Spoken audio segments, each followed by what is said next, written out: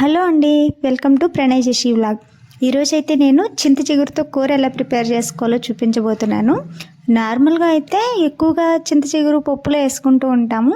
ఇలా కర్రీ కూడా చాలా టేస్టీగా ఉంటుంది. ఒకసారి తప్పకుండా ట్రై చేయండి. ముందుగా అయితే చింత చిగురుని తీసుకోండి. నీట్గా కాడలు లేకుండా వలిచి ఇలా వీడియోలో చూపిస్తున్న విధంగా తీసుకోండి. తర్వాత ఒక కళాయి పెట్టుకొని ఒక 4 టేబుల్ స్పూన్ల ఆయిల్ వేసుకోండి.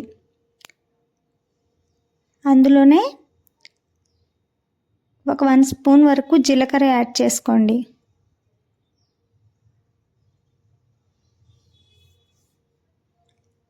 తర్వాత ఒక 4-5 ఎండుమిర్చిని వేసుకోవాలి.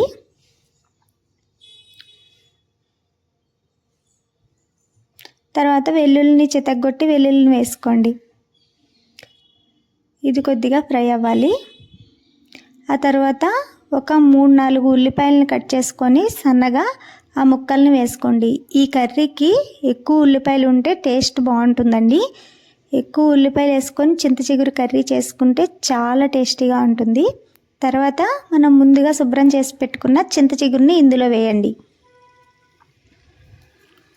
ఇది మా చిన్నప్పుడు మమ్మీ ఎక్కువగా చేస్తూ ఉండేది. ఇప్పుడు ఈ సీజన్లోనే దొరుకుతూ ఉంటుంది చింత చిగురు. తర్వాత ఒకసారి బాగా కలుపుకోండి.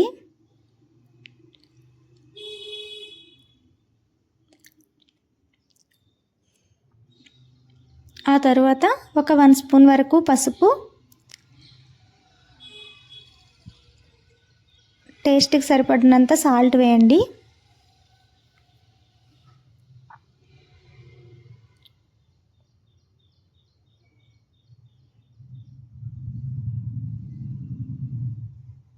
మాకైతే 1.5 స్పూన్ పట్టింది.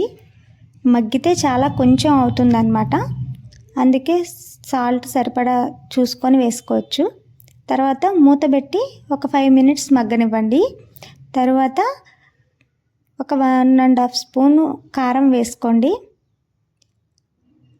తర్వాత ఒకసారి బాగా కలుపుకొని ఒక 5 మినిట్స్ మగ్గనివ్వండి. చాలా క్విక్గా అయిపోతుందండి ఈ రెసిపీ. మీరు కూడా తప్పకుండా ట్రై చేయండి.